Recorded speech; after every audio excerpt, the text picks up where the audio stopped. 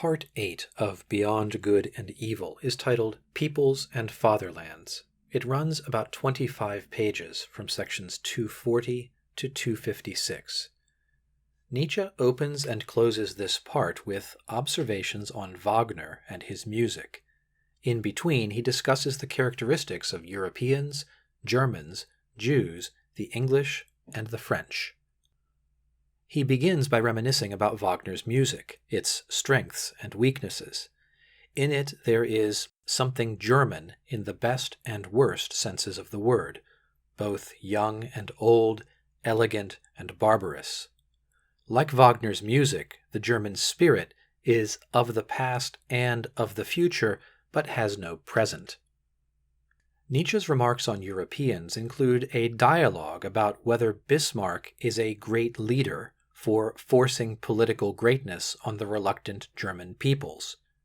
The lesson Nietzsche draws from it is that the spiritual flattening or shallowing of one people often leads to the deepening of another. So the spiritual decline of Bismarck's Reich might be met by greater spiritual energy in France. Modern Europeans are undergoing a physiological evolution, becoming more alike, more generic. A supranational and nomadic type of man is rising, adaptable above all else, but unrooted. This turn may have unexpected results, for the same conditions that produce herd men also produce rare, exceptional spirits. In short, democratization breeds tyrants, spiritually as well as politically. Next, Nietzsche proposes a vivisection of the German soul to uncover the sources of their supposed profundity. The German soul is complex, manifold, product of a mixture of races.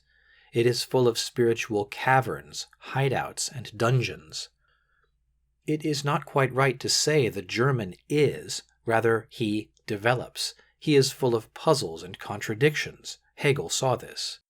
And yet, German profundity, even when ridiculous, is preferable to Prussian daring. German music, since Schumann, has been in danger of losing its European voice, of lapsing into mere fatherlandishness. In language and rhetoric, modern Germans have lost their feel for the rhythms of speech. German books are clumsy and dull. In section 246, Nietzsche makes these points while showing off his skills as a prose stylist.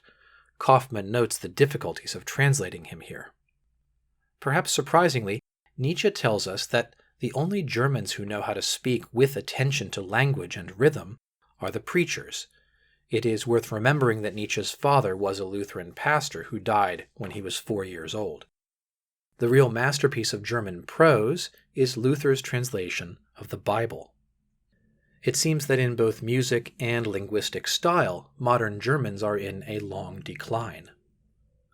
Given Nietzsche's association in the popular mind with Nazism and brutality, we might also be surprised by some of his observations about the Jews. He begins by distinguishing two types of genius in a people: active masculine and passive feminine.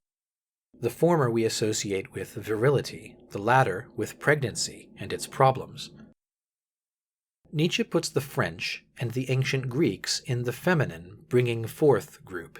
In the masculine, begetting group, he places the Romans, the Germans, and the Jews.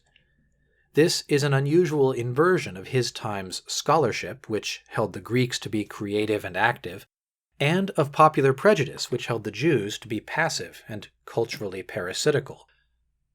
We might remember that 1886, the year this book was published, was also the year Nietzsche's sister Elizabeth moved to South America with her anti-Semite husband to found a racially pure Aryan colony. Some of Nietzsche's attacks on anti-Semites here clearly have in mind his sister and brother-in-law and their followers. The rest of his remarks on the Jews are generally positive. Europe inherits from the Jews the grand style in morality, something for which artists and great spirits are grateful. The Jews, however, are beyond any doubt the strongest, toughest, and purest race now living in Europe. They know how to prevail even under the worst conditions. They prevail through their virtues, most especially a rejection of, and lack of shame before, modern ideas. Like the Russians, the Jews change only when necessary, and then very slowly. For this reason, Nietzsche thinks the Russians and the Jews may be key to the European future.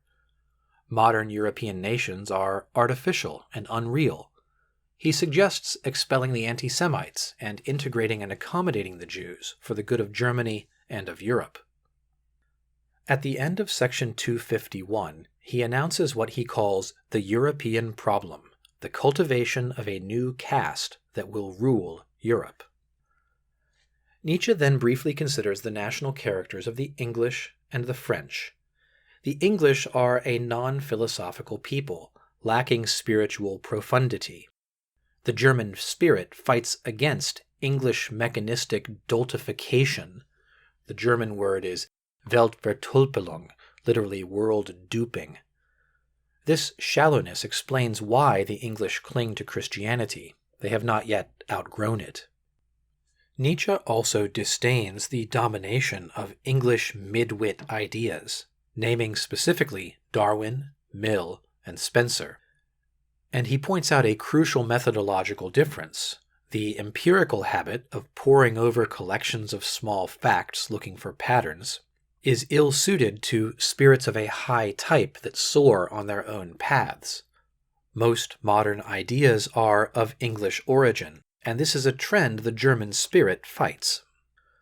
Nietzsche praises French spirit and culture, especially as they ignore the democratic bourgeois crowd. The French have the will to resist spiritual Germanization, but not the ability. As a result, it seems modern France may be the new home of Schopenhauerian pessimism. He praises three things in particular about the French: their artistic passion, their old moralistic culture manifested in a widespread curiosity not shared by Germans or Englishmen, and their synthesis of North and South European cultures, especially by contrast with the Germans, who are too northern. This France presents a better possibility for accommodating the rare high spirits who are not at home with modern German fatherlandishness. In the final two sections of Part 8, Nietzsche returns to German music and to Wagner, who had died 3 years previously. As expected, we see him distinguish his work from Wagner's, first with an emphasis on his, Nietzsche's, attachment to Southern Europe and Mediterranean culture as a remedy for the corrupting influence of Northern German music. Nietzsche groups Wagner ultimately with the Romantics, with those who transcend reason in feeling but who are ultimately just successful plebeians without noble spirit, antinomians and rebels against custom who finally, exhausted, break and embrace Christianity. Nietzsche ends by suggesting that Wagner in his final years was on a path toward Catholicism, presenting Rome's faith without the text. That brings us to the end of Part 8 of Beyond Good and Evil. Thanks for watching today. Goodbye.